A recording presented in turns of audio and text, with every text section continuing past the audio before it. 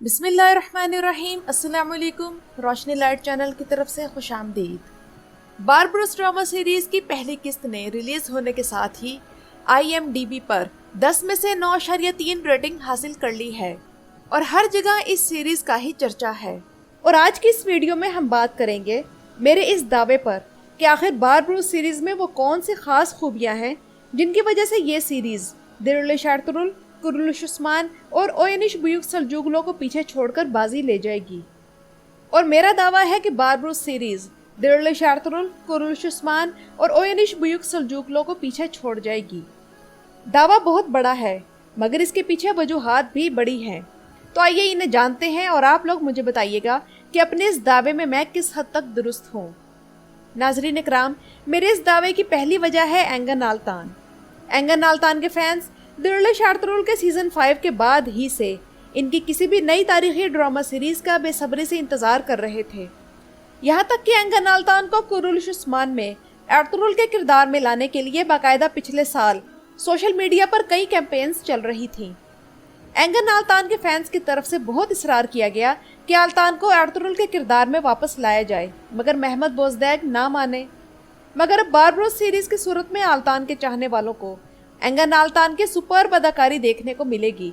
تب معلوم ہوگا کہ عثمان غازی، سلطان الپرسلان اور عروج رئیس میں سے کون ناظرین کے دلوں پر راج کرے گا۔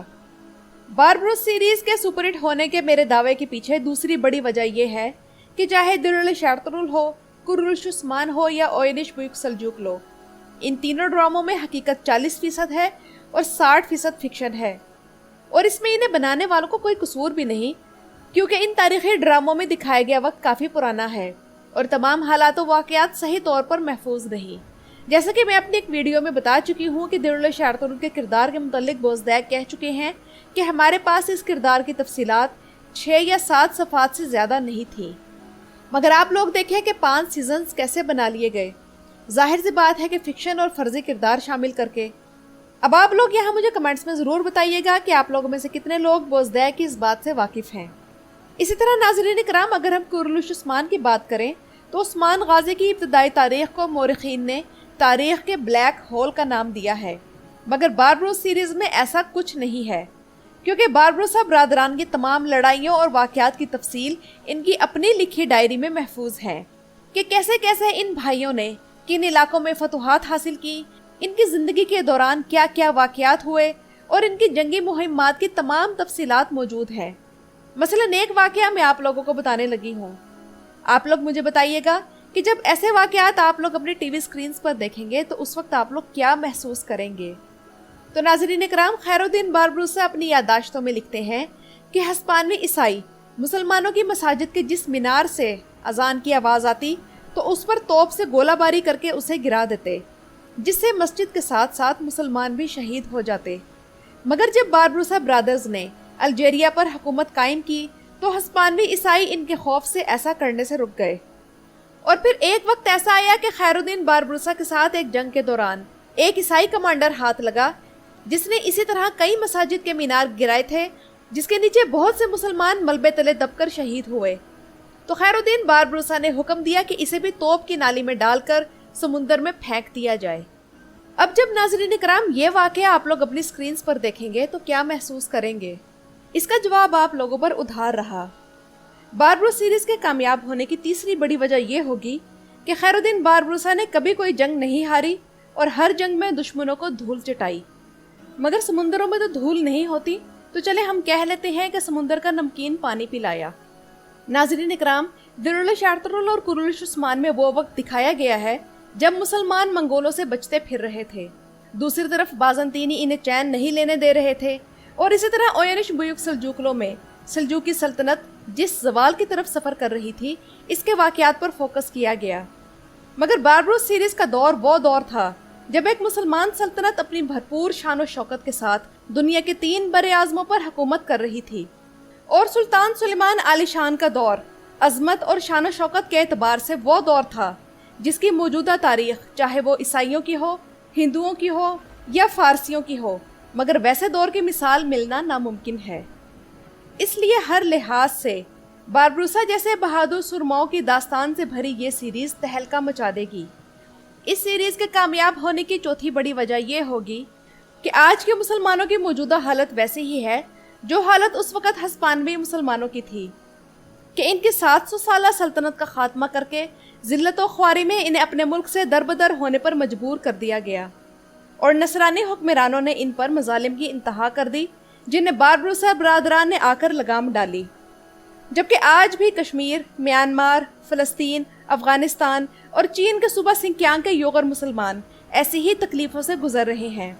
जलावतनी, कत्ल और नस्ल कशी सब वैसा ही तो है, और मुसलमान इस इंतज़ार में है कि कब कोई मेहदी आए और मसीहा आए, मुसलमानों को मुत्तहिद करे और इन्हें इन तकालीफ से निजात दिलाए। बारबरोसा ब्रदर्स वो थे जिन्होंने जालिम ईसाई हुक्मरानों की बसात इन्हीं पर पलट दी जो उन्होंने मुसलमानों की नस्ल कशी के लिए बिछा रखी थी। इस सीरीज़ के कामयाब होने की पांचवी वजह यह है कि अलजायर, मिस्र और स्पेन की तारीख में भी बारबरोसा ब्रादरान का जिक्र मौजूद है, जबकि अलजायर में इसकी शूटिंग भी हो रही है। इसलिए अलजायर के लोग भी इस सीरीज़ के आने का शिद्दत से इंतज़ार कर रहे हैं। जबकि नाज़रीन इकराम, मिस्र से ताल्लुक़ रखने वाले एक डायरेक्टर आदिल अदीब इस ड्रामा सीरीज़ की डायरेक्शन दे रहे हैं, तो इसलिए मिस्र की आवाम भी इस ड्रामा सीरीज़ की मुंतज़िर है। जबकि यूएई और अरब में भी बारबरोसा के चाहने वालों की बड़ी तादाद मौजूद है। ये वो लोग हैं जो अपनी मुस्लिम तारीख से बहुत मोहब्बत करते हैं और उस्मानी सलातीन और तुर्कों के बारे में किसी भी किस्म का तासुब नहीं रखते। जबकि पाकिस्तान और हिंदुस्तान की अवाम तो तहरीक खिलाफत की वजह से वैसे ही उस्मानी सल्तनत से एक अकीदत की हद तक मोहब्बत करती है। और आप लोग ये भी जानते होंगे कि कई उस्मानी शहजादियों की शादियाँ हिंदुस्तान में हैदराबाद रियासत के शहजादों से हुई। इसके मुतालिक मेरी मुकम्मल वीडियो मौजूद है, जो ये देखना चाहें वो ऊपर नजर आने वाले लिंक को क्लिक करें। अब आप लोग खुद अंदाज़ा लगा लें कि इन तमाम ममालिक की आवाम इस ड्रामा सीरीज़ के लिए कैसे दिन गिन गिन कर काट रही होगी। यानी आप लोग समझ सकते हैं कि बारबरोसा ब्रादरान की तारीख अलजायर, यूरोप और सल्तनत उस्मानिया में पहले जितने ममालिक शामिल थे उन सब की मुश्तरका तारीख है।